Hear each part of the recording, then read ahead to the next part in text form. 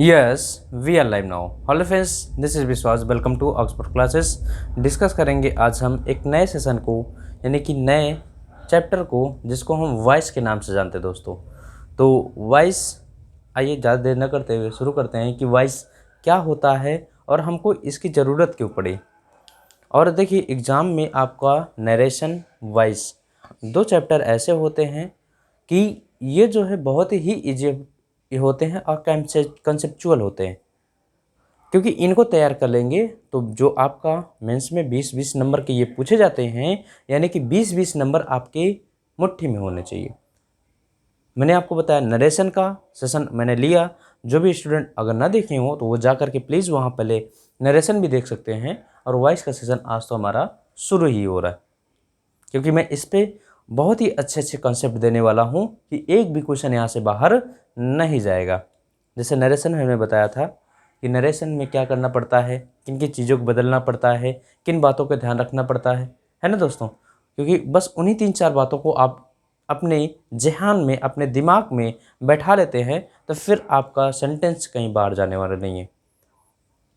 अब यहाँ पर वॉइस में क्या है, मैं थोड़ी सी यहाँ पर सूचना दूंगा दोस्तों। आप यदि बेसिक ग्रामर का सेशन हमारा नहीं देखे होंगे तो वो वहाँ पर ज़रूर देखिएगा जा करके, क्योंकि मैं उस दौरान ही आपको एक बात बताया था कि जो आपका कॉम्प्लीमेंट और ऑब्जेक्ट होता है उसमें मैंने डिफरेंट भी बताए हैं कि कॉम्प्लीमेंट क्या होता है, what is the complement, what is the object. Complement क्या होता है, ऑब्जेक्ट क्या होता है, तो मैंने वहाँ डिफ्रेंशिएट किया था दोस्तों कि कॉम्प्लीमेंट क्या होता है, ऑब्जेक्ट क्या होता है। ठीक है भाई, यानी कि कॉम्प्लीमेंट दो टाइप का तोड़ा था मैंने, एक सब्जेक्टिव और एक ऑब्जेक्टिव कॉम्प्लीमेंट। सब्जेक्ट को जो क्वालिफाई करे सब्जेक्टिव कॉम्प्लीमेंट, ऑब्जेक्ट को जो क्वालिफाई करे ऑब्जेक्टिव कॉम्प्लीमेंट। और यहाँ पर एक बात मैंने और बताई थी दोस्तों कि आपका ऑब्जेक्ट भी दो टाइप का होता है, एक आपका डायरेक्ट ऑब्जेक्ट और एक आपका इनडायरेक्ट ऑब्जेक्ट। ठीक है भाई, एक डायरेक्ट ऑब्जेक्ट और एक इनडायरेक्ट। इन सब बातों का आपका नरेशन और वॉइस में बहुत ही यूज होता है। वहाँ मैंने आपको बताया था, फिर यहाँ मैं फिर से रिपीट कर रहा हूँ। ठीक है भाई, क्योंकि जब हम ऑब्जेक्ट यानी कि समानता इनडायरेक्ट ऑब्जेक्ट यानी कि हम पहले रखते हैं और डायरेक्ट ऑब्जेक्ट को बाद में रखते हैं, लेकिन जब भी इनकी पोजीशन चेंज करनी होती है तो इनके साथ जब इनडायरेक्ट ऑब्जेक्ट वाक्य के लास्ट में जाता है तो हम उसके साथ प्रीपोजिशन टू या फॉर लेते हैं। आइए देखते हैं, एक वर्ड में लेता हूं।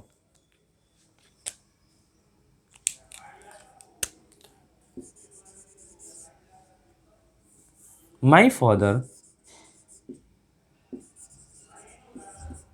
सेंड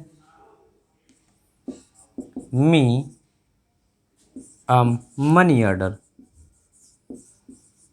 मनी ऑर्डर, यहाँ मैं आपको डायरेक्ट इनडायरेक्ट थोड़ी सी परिचय करा रहा हूँ। ऑब्जेक्ट की बात करो, डायरेक्ट ऑब्जेक्ट इनडायरेक्ट ऑब्जेक्ट समझ लीजिए। ज़रा समझिए यहाँ ऑब्जेक्ट है कि नहीं है। तो प्रश्न करिए, जब भी आपको ऑब्जेक्ट पहचानना होगा तो व्हाट या होम का प्रश्न करिएगा वर्ब से। वर्ब से व्हाट या होम का प्रश्न करिएगा दोस्तों, आपको ऑब्जेक्ट मिल जाएगा।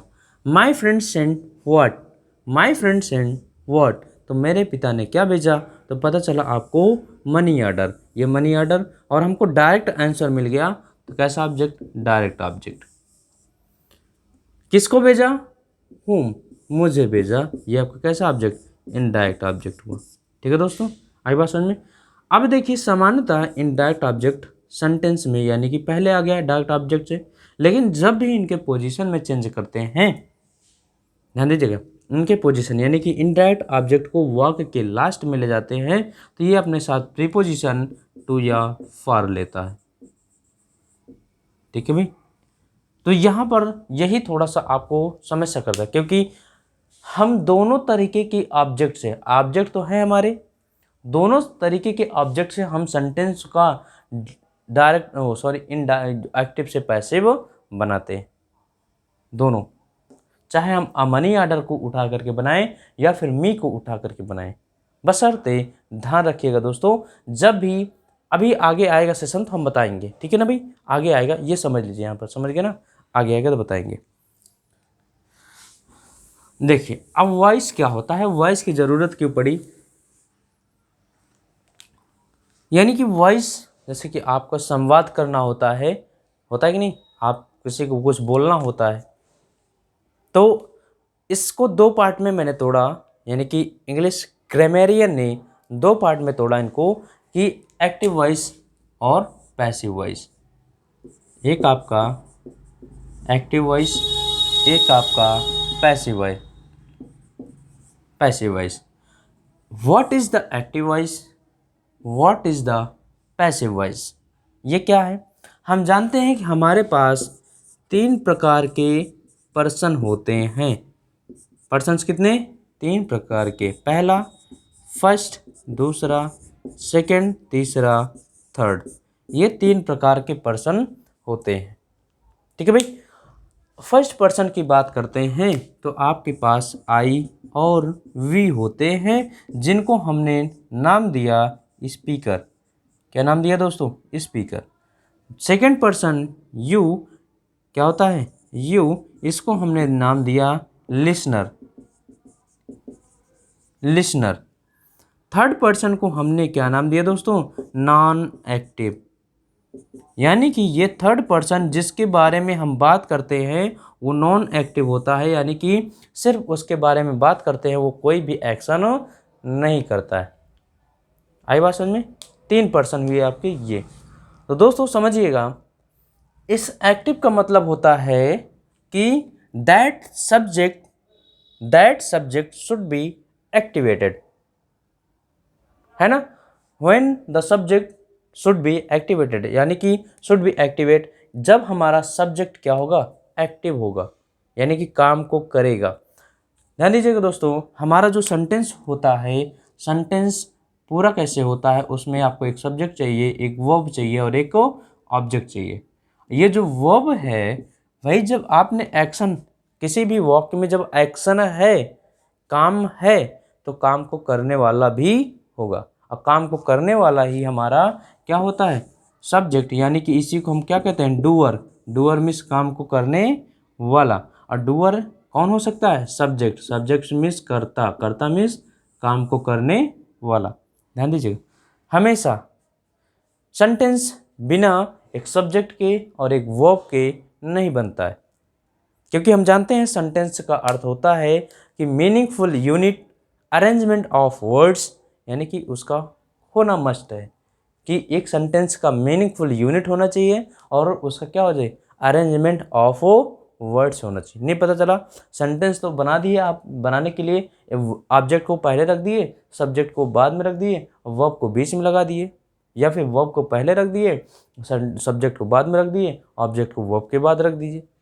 तो इस तरीके से हमने कहा कि meaningful unit of words, her words का मीनिंगफुल यूनिट होना चाहिए और अरेंजमेंट ऑफ वर्ड्स होना चाहिए।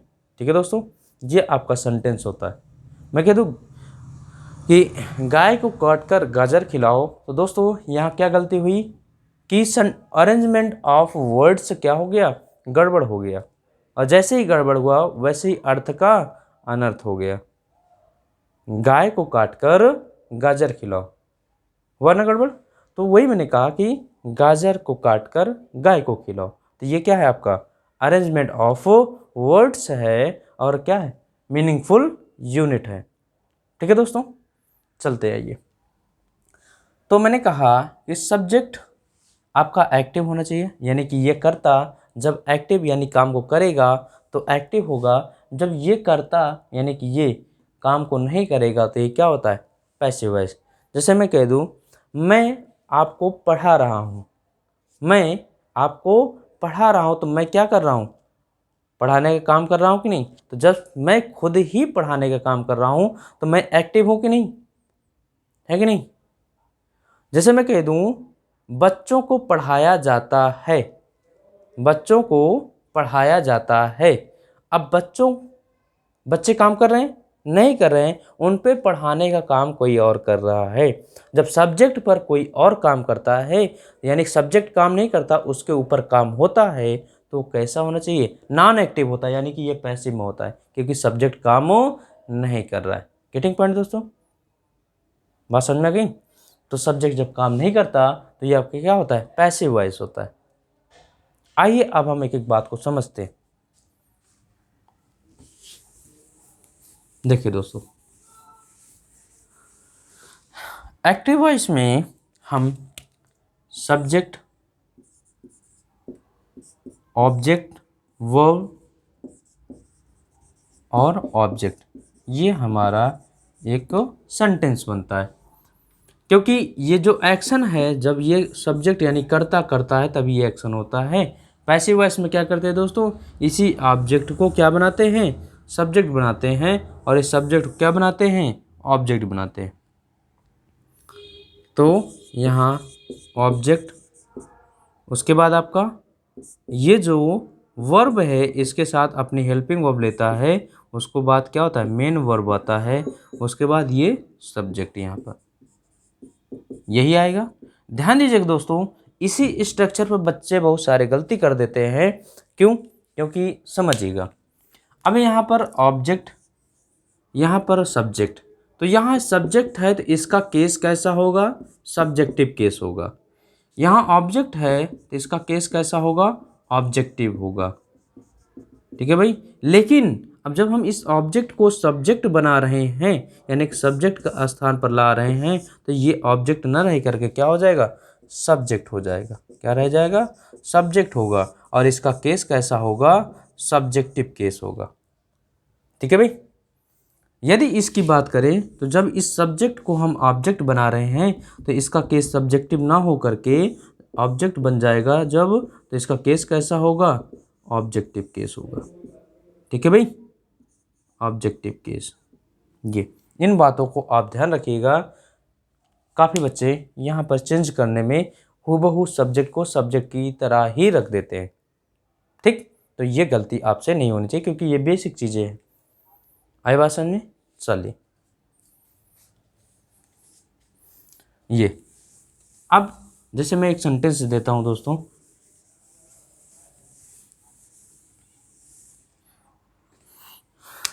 राम राइट्स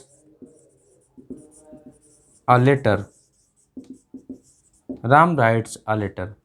ये आपको क्या है, सब्जेक्ट, ये क्या है, मेन वर्ब, ये क्या है, ऑब्जेक्ट। अब इसको आप बनाइए, इसको बनाएंगे हम, सब्जेक्ट क्या हो जाएगा, अ लेटर, उसके बाद कौन सा टेंस है, प्रेजेंट टेंस है, और हमने यहाँ पर स्ट्रक्चर में अभी बताया था कि हेल्पिंग वर्ब के बाद मेन वर्ब। तो इस प्रेजेंट टेंस की हेल्पिंग वर्ब क्या होती है, इज, एम, आर। यदि आपका सब्जेक्ट सिंगुलर तो इज, नहीं तो आर, यदि आई है तो एम। That's all.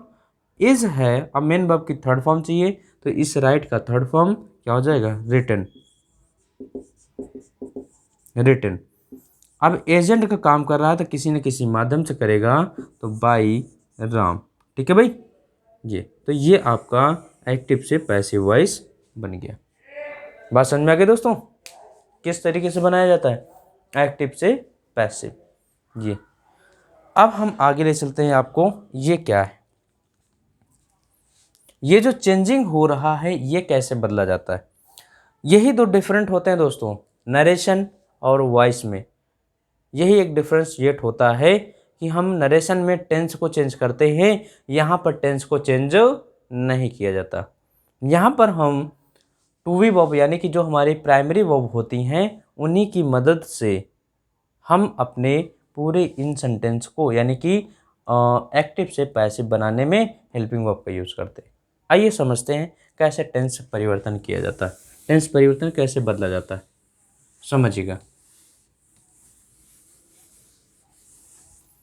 देखिए दोस्तों, यदि हम बात करें तो एक बात और समझ लीजिए कि हमारे टोटल कितने टेंस होते हैं, 12 होते हैं। 12 में से सिर्फ आपके कितने एक्टिव और पैसिव बनाए जाते हैं, तो 12 में से सिर्फ आपके 8, जो आपके 8 टेंस हैं उनका एक्टिव से पैसिव बनाया जाता है, बाकी से इसका पैसिव नहीं बनाया जाता। बात को समझते हैं। हमने कह दिया, जैसे कि हम सिंपल प्रेजेंट या प्रेजेंट इंडेफिनिट की बात करें। देखिए दोस्तों, प्रेजेंट इंडेफिनिट, ये बात करें इधर, तो प्रेजेंट इंडेफिनिट की हेल्पिंग वर्ब क्या होती है दोस्तों, ये मेन वर्ब की फर्स्ट फॉर्म में क्या लगता है, यस या ES लगता है कि नहीं, है ना। तो जब हम इनको चेंज करते हैं दोस्तों, तो किसमें, ये helping verb is am are के साथ मेन वर्ब की थर्ड फॉर्म का प्रयोग किया जाता है। कुछ नहीं किया मैंने, प्रेजेंट इंडेफिनिट है, यहाँ पर हमने हेल्पिंग वर्ब लिख करके उसके साथ मेन वर्ब की थर्ड फॉर्म। यदि हम बात करें प्रेजेंट कॉन्टिन्यूअस की, और कॉन्टिन्यूअस जानते हैं हम कि हेल्पिंग वर्ब चाहिए प्रेजेंट में इज एम आर, और कॉन्टिन्यूअस एक्शन शो करने के लिए मेन वर्ब की फर्स्ट फॉर्म में ING लगाएंगे। यदि इसका पैसिव वॉइस बनाते हैं दोस्तों, तो कैसे बनेगा, हेल्पिंग वर्ब प्रेजेंट टेंस की यही रहेगी, इज एम आर। हमको चाहिए, अब कॉन्टिन्यूअस एक्शन है, जब एक्शन आपका कॉन्टिन्यूअस है तो यहाँ पर भी एक्शन आपको कॉन्टिन्यूअस शो करना ही होगा। और कॉन्टिन्यूअस एक्शन शो करने के लिए हम जानते हैं हमारे पास एक है टू वी वर्ब। क्या है भाई, टू वी वर्ब। इस टू वी वर्ब के अंतर्गत इज, यानी इसी को हम वी वर्ब कहते हैं, भी चाहे टू वी वर्ब कह लीजिए, वही है, मतलब उसके पहले मैं इन्फिनेटिव जोड़ दिया हूँ, वी वर्ब ही है। और इसके अंतर्गत आपकी 5 क्रियाएं आती हैं, इज एम आर वॉज और वर, ये 5 क्रियाएं आती हैं। ठीक है भाई।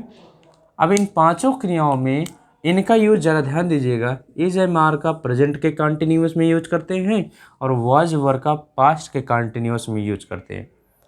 ठीक है।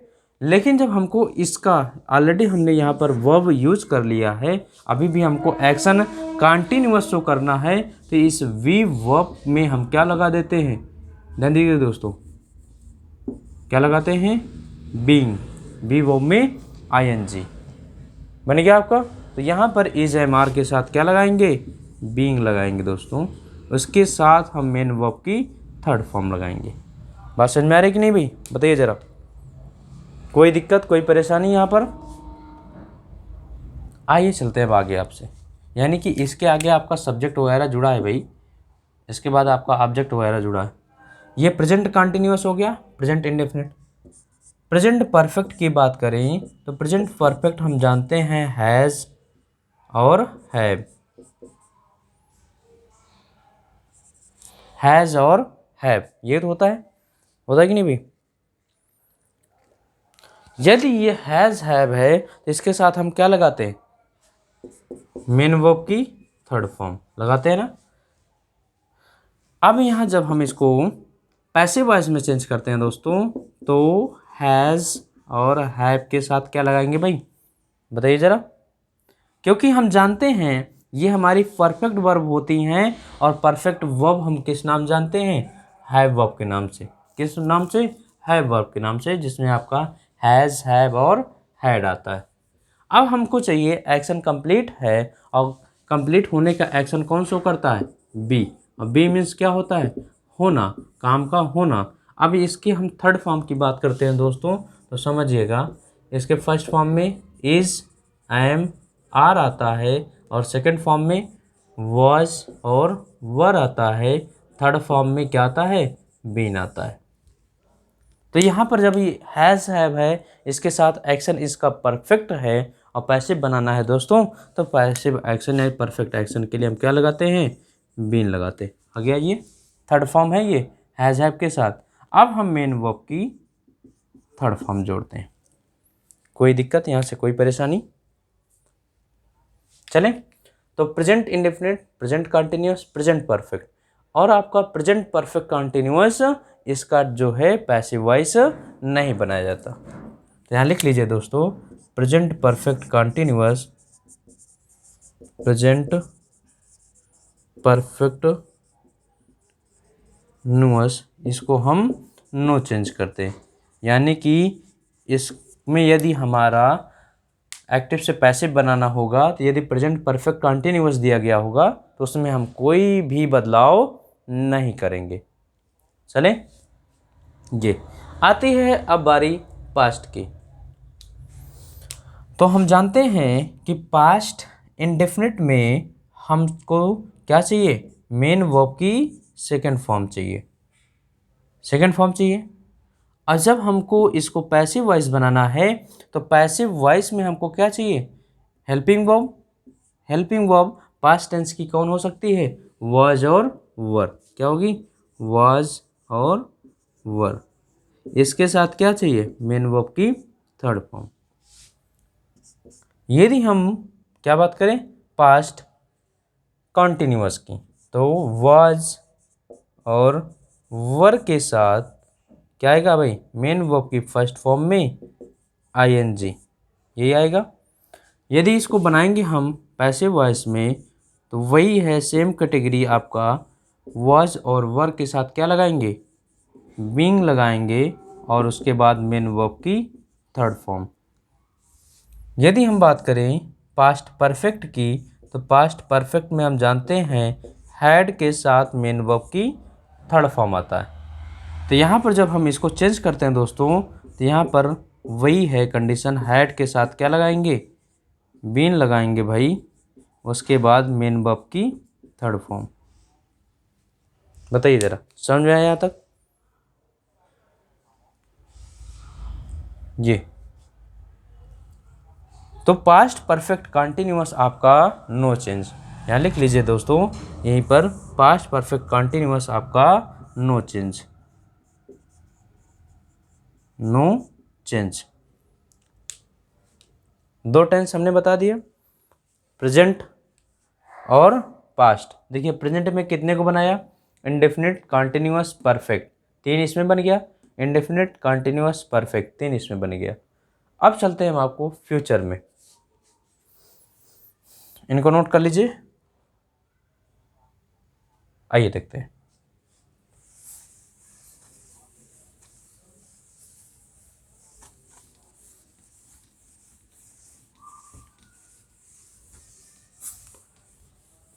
कहते हैं दोस्तों कि वॉइस में आपका एक भी क्वेश्चन कहीं बाहर जाने वाला नहीं है। बस जितना मैं कहते चल रहा हूँ उतना आपको उसके अकॉर्डिंग आपको करते चल रहा है। क्योंकि यदि बेसिक ग्रामर का सेशन आप नहीं देखे होंगे तो वो जा करके 1-2 बार ज़रूर देखिएगा।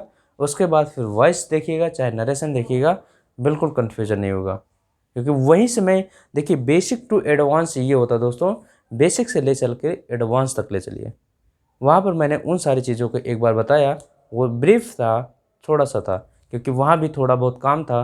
क्योंकि किस तरीके से वहाँ उनके साथ प्रीपोजिशन यूज किया जाता है, कब यूज किया जाता है, कैसे यूज किया जाता है, वहाँ पर मैंने सारी चीज़ें बताई। आइए हम बनाते हैं अब फ्यूचर का। फ्यूचर में जानते हैं हम लोग कि विल और शैल के साथ मेन वर्ब की फर्स्ट फॉर्म का प्रयोग किया जाता है। विल और शैल के साथ मेन वर्ब की फर्स्ट फॉर्म।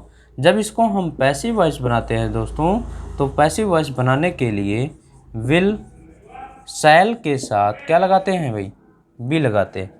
क्या लगाते हैं? बी लगाते हैं। उसके बाद मेन वर्ब की थर्ड फॉर्म का प्रयोग करते हैं। कोई परेशानी, कोई दिक्कत यहाँ तक?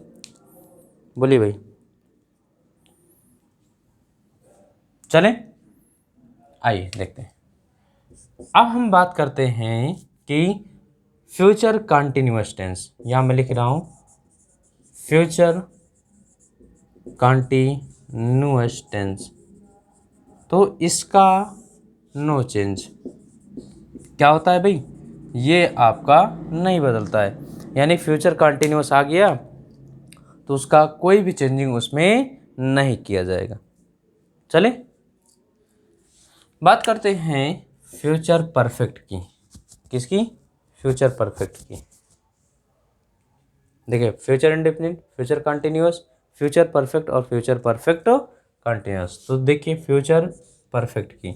अब फ्यूचर परफेक्ट मीन्स क्या बात करें? विल शैल के साथ क्या लगेगा? हैव, और इसके साथ क्या लगेगा? मेन वर्ब की थर्ड फॉर्म। ठीक, आइए जोड़ते हैं यहाँ पर विल शैल, इसके साथ क्या लगा दिया हमने? हैव।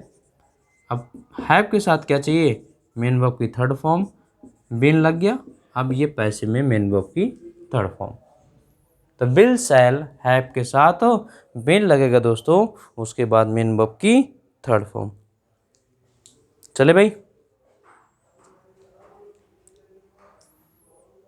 कोई परेशानी, कोई दिक्कत यहाँ तक?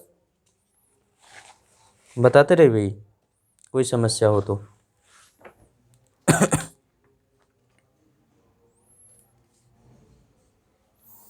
चलें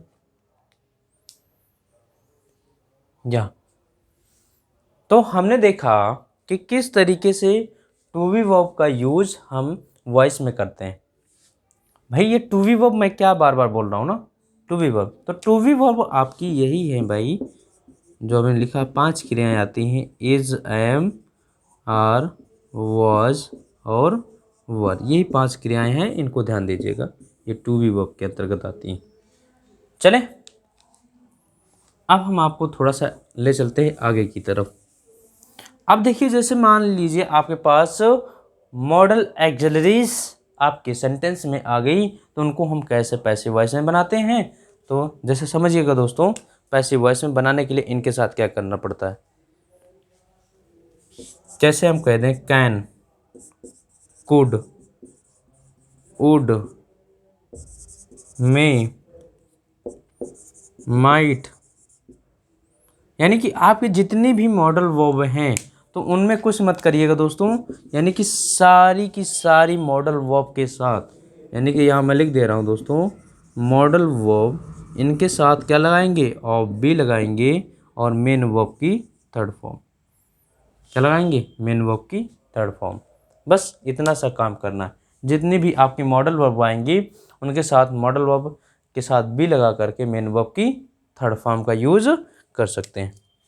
चाहे वो जैसे मस्ट होता है, नहीं must, must be, used to होता है तो यूज टू बी, है ना, हैव टू होता है तो हैव टू बी, माइट है तो माइट बी, वुड है तो वुड बी, कैन है तो कैन बी, कुड है तो कुड बी, और इनके साथ मेन वर्ब की थर्ड फॉर्म को जोड़ देना है और कुछ नहीं करना है। बात समझ में आ गई दोस्तों।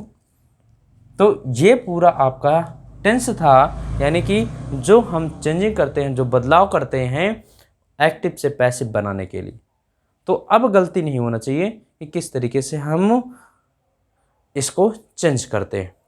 नरेशन में क्या होता है, हम पूरा का पूरा टेंस ही बदल देते हैं।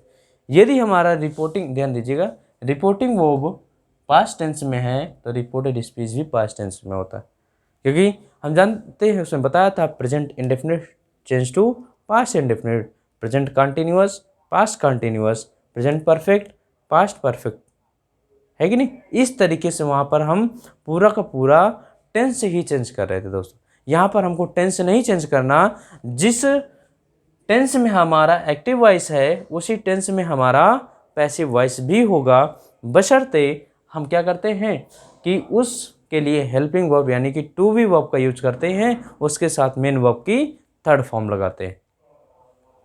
ये इतना काम करते हैं, ठीक है भाई। चले देख लीजिए, फिर आगे बढ़ते हैं। चले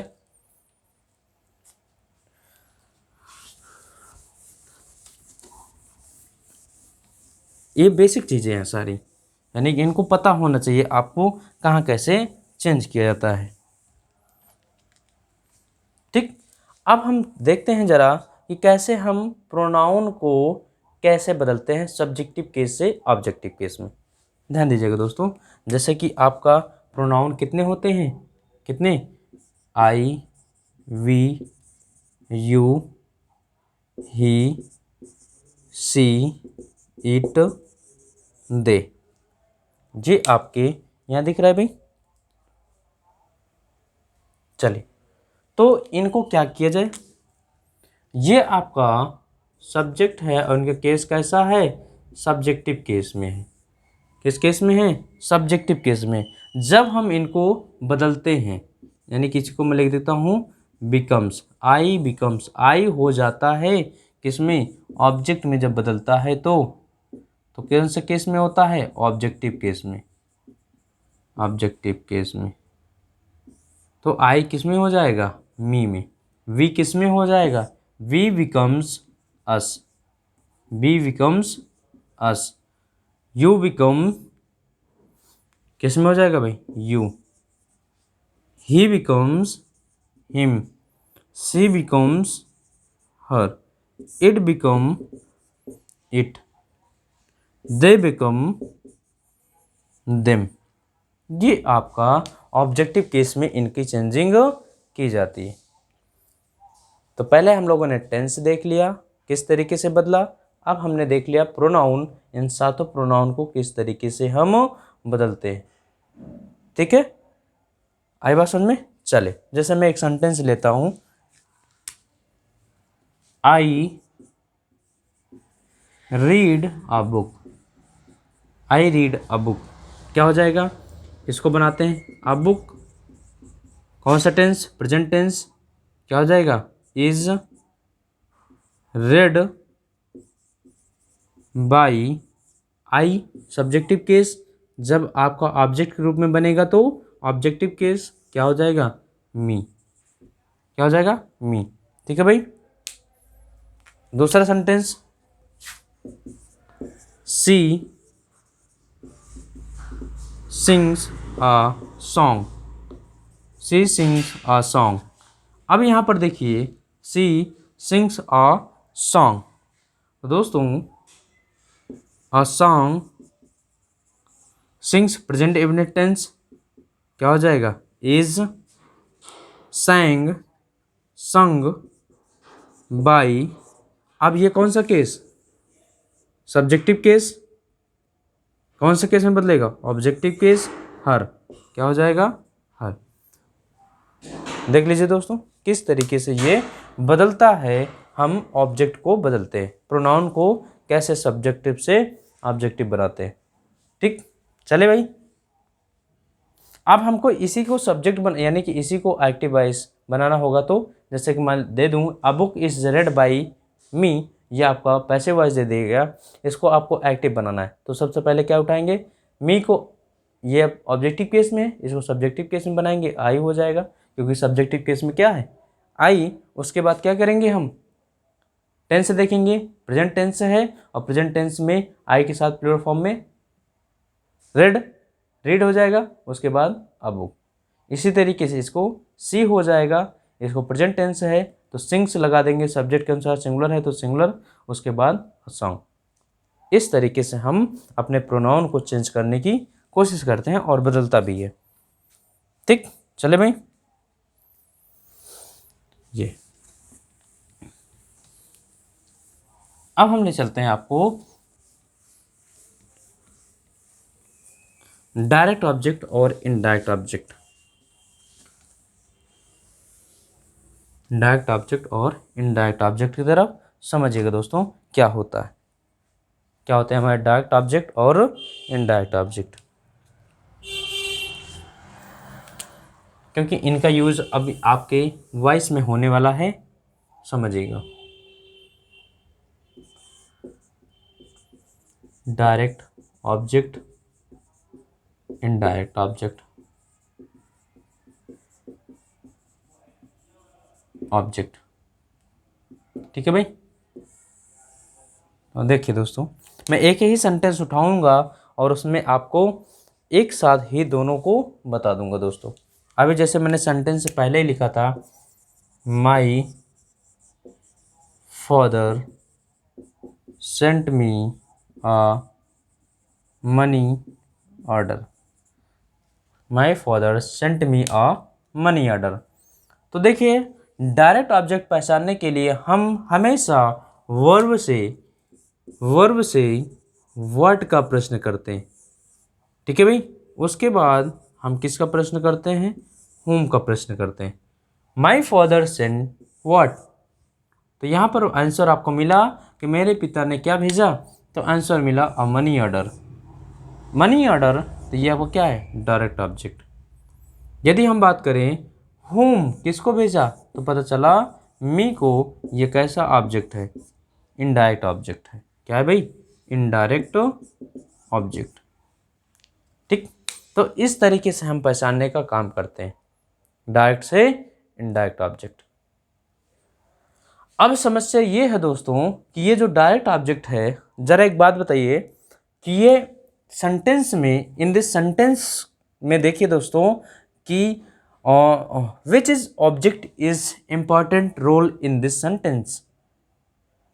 यानी कि सेंटेंस में सबसे इंपॉर्टेंट रोल क्या होता है, कौन सा ऑब्जेक्ट का है? डायरेक्ट ऑब्जेक्ट का है या इनडायरेक्ट ऑब्जेक्ट का है।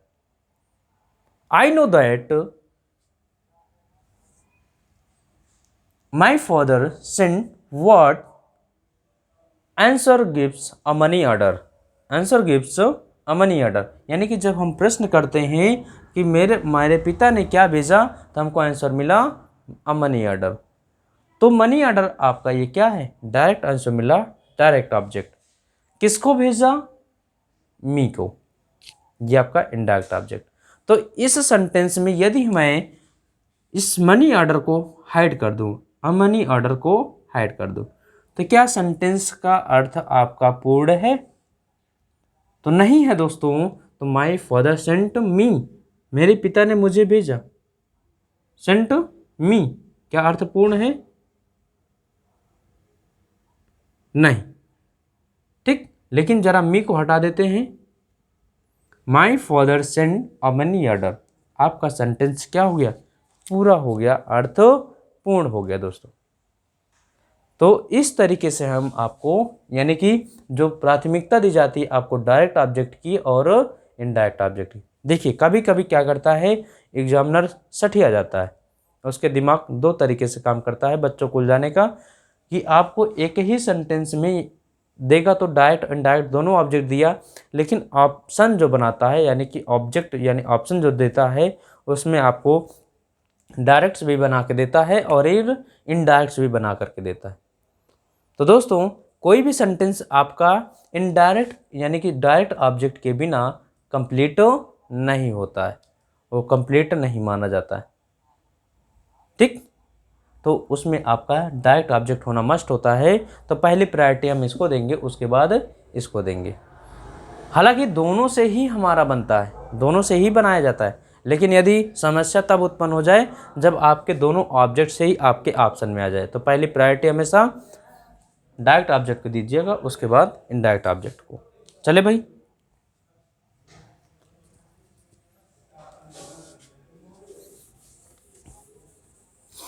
देखिए जैसे हम कह रहे हैं the teacher taught us English yesterday. Sorry, the teacher taught us English yesterday. The teacher taught what? क्या पढ़ाया? इंग्लिश। किसको पढ़ाया? आज, ठीक। या मिल गया ना आंसर आपको। तो ये आपका डायरेक्ट ऑब्जेक्ट हुआ, ये आपका इनडायरेक्ट ऑब्जेक्ट हुआ। अब इनका हमको पैसे बनाना है दोस्तों, तो हमको कुछ नहीं करना, आपको टेंस करना बता दिया, प्रोनाउन चेंज करना बता दिया, बाकी सारी चीज़ें वही हैं। बस इसमें अंतर ये रखिएगा दोस्तों कि जैसे मैं कह दूं माई फादर सेंट मी अ मनी ऑर्डर, इससे बनाते हैं इनडायरेक्ट ऑब्जेक्ट से। देखिए इसको मैं बना रहा हूं दोस्तों, पहले का a money order, money order sent passive voice है, क्या हो जाएगा, वॉज सेंट सेंट। अब यहाँ पर समस्या हुई कि मी को लगाएं या न लगाएं, बोलिए भाई जरा, यहाँ पर क्या लगाएं, मी लगाएं या कुछ और, बताइए जरा। चलिए, तो ये ध्यान रखिएगा आप लोग कि जो हम इनडायरेक्ट ऑब्जेक्ट यहाँ बनाते हैं, हमने बताया कि जब भी इनडायरेक्ट ऑब्जेक्ट आपका वाक्य के लास्ट में आता है, when the indirect object is gives at the last sentence that we use previous preposition to और फॉर, ठीक है भाई। तो यहाँ पर हम क्या यूज़ करते हैं, इसके पहले प्रीपोजिशन टू या for when the indirect object gives at the last in the sentence. आई बात समझ में। जैसे मैं यहाँ बात करूँ a money order, sent a money order to me, ये टू या फॉर मी। तो दोस्तों ये हो गया। आइए इसको बनाते हैं। अब हमने उठा लिया a money order, direct object. अब बचा आपका indirect object send to me, उसके बाद आपका बाय लगाएंगे माय फादर। बस इतना सा काम करना है भाई, जो इतनी कहानी मैंने आपको बताया। अब इसको बनाते हैं, इसको बनाइए आप लोग जरा।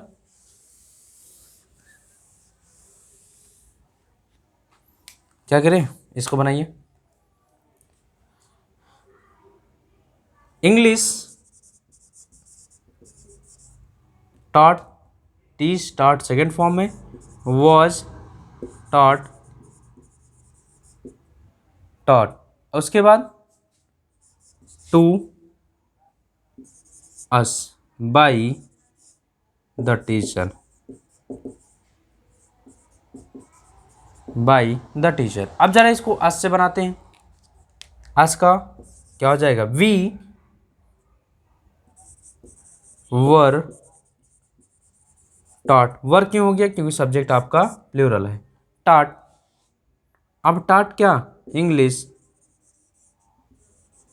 By the teacher, teacher. बस ये दो सेंटेंस आपका बन गया। बात समझ में आ गई दोस्तों। यानी कि जब भी आपका इनडायरेक्ट ऑब्जेक्ट से हम पैसिव बनाते हैं तो हमको तो फिर प्रीपोजिशन लगाना नहीं है, टू का यूज़ करना नहीं है। लेकिन जब हम इनडायरेक्ट ऑब्जेक्ट से अपना बनाते हैं सेंटेंस को पैसिव वाइज, तब हम क्या कहते हैं, इनडायरेक्ट ऑब्जेक्ट के पहले हम प्रीपोजिशन टू या फॉर का प्रयोग कर देते हैं। गेटिंग पॉइंट दोस्तों, आई बात समझ में। चले आगे।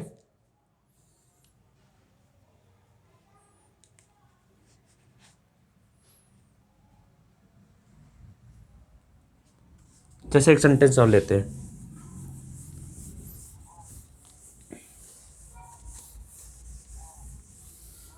एक सेंटेंस और लेते हैं।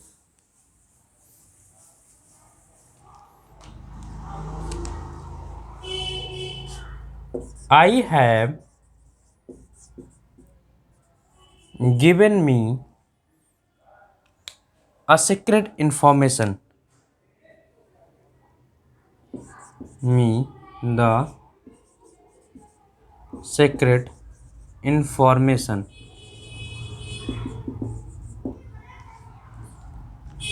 बनाइए जरा भाई इसको।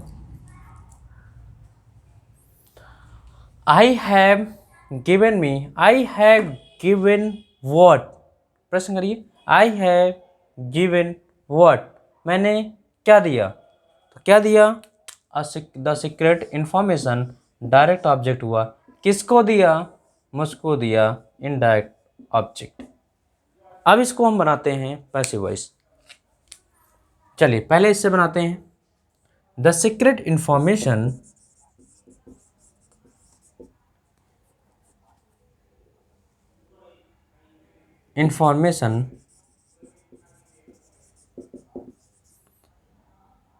have been given। अब यहाँ पर आपका क्या बचा, इनडायरेक्ट ऑब्जेक्ट बच गया। इनडायरेक्ट ऑब्जेक्ट पहले क्या लगा देंगे, टू मी बाई मी। क्या सही है भाई, बताइए जरा, बोलिए जरा।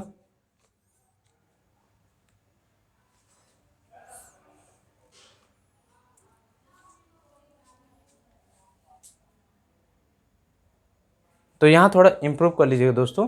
यहाँ मैंने थोड़ा सा लिख दिया, दे हैव लिख लीजिए, क्योंकि मैं अपने को इन्फॉर्मेशन नहीं दूंगा। तो दे क्या हो जाएगा, दे। तो यहाँ पर क्या लिख लीजिए, बस कोई दिक्कत नहीं यहाँ पर, वो भी ठीक है, देम। तो यहाँ पर थोड़ा सा क्या है सेंटेंस का, क्योंकि आई हैव गिवन मी, मैंने मुझको दिया, तो ये नहीं होगा दोस्तों। दे हैव गिवन मी, उसने मुझको दिया, तो दे का ऑब्जेक्टिव केस देम हो जाएगा। अब हमको इससे बनाते इनडायरेक्ट ऑब्जेक्ट, क्या हो जाएगा, आई हैव बीन गिवन क्या, द इंफॉर्मेशन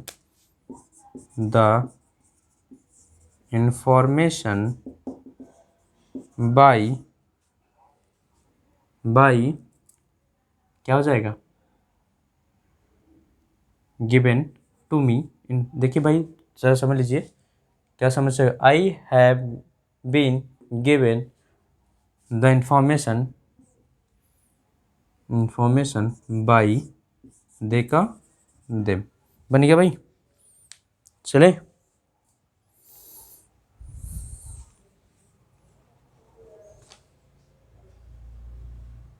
हाँ, यहाँ सेक्रेट लिख लीजिए, वही मैं सोच रहा था क्या बोल रहा हूँ, यहाँ सेक्रेट लिख लीजिएगा। बात समझ में आ गई जी? एक बार देख लीजिए। चलिए, तो ये दोस्तों सेशन था, कैसा लगा आप लोग बताइएगा। अभी इसका बहुत ही बेसिक पार्ट बचा हुआ है, क्योंकि अभी हम लोग पढ़ेंगे अब इसके आगे कि कॉम्प्लीमेंट में क्या करना है हमको। यानी कि कॉम्प्लीमेंट आपके दो होते हैं। कॉम्प्लीमेंट ये जा कर के आप बेसिक सेशन में देख लीजिएगा, सब्जेक्टिव कॉम्प्लीमेंट और ऑब्जेक्टिव कॉम्प्लीमेंट। तो इनमें हमको कैसे इनका एक्टिव से पैसिव बनाना है ये देख लेंगे दोस्तों। तो उसके बाद फिर हम आपको काइंड्स ऑफ सेंटेंस का एक्टिव से पैसिव बनाना बताएंगे। यानी कि assertive sentence, interrogative sentence, imperative sentence, exclamative sentence, optative sentence, इन पांचों टाइप के सेंटेंस को किस तरीके से हम नरेशन में एक्टिव से पैसिव बनाते हैं।